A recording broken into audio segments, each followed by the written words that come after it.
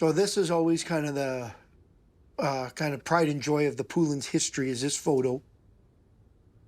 And then this is a picture of the crew that was at the site. They used bulldozers to get the rats moving. They would turn the landfill, and as the rats ran out, they were clubbed to death. So things were different back then. Things were a lot different back then in pest control. Alberta is the largest place in the world with a zero-tolerance policy towards rats.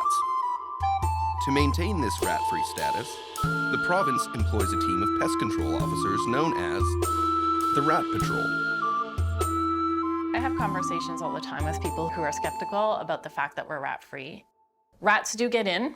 We have no way of keeping them out or from coming into the province, but when they do, we eradicate them.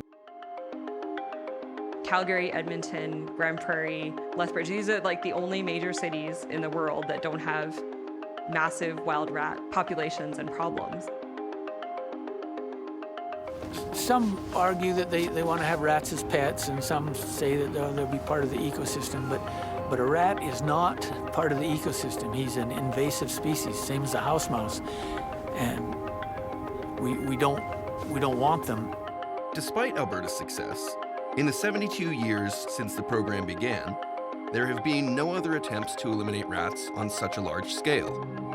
However, a new, more global paradigm for rat control has emerged, aimed at protecting some of the planet's most unique and vulnerable species.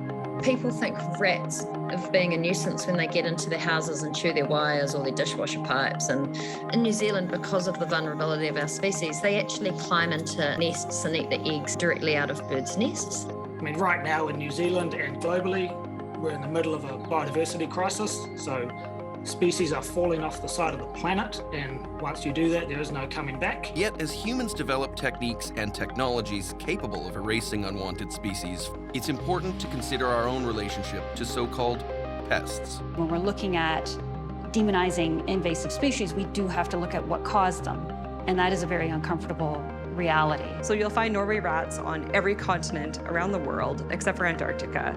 And kind of one of the running jokes is they're the world's most successful invasive species after humans.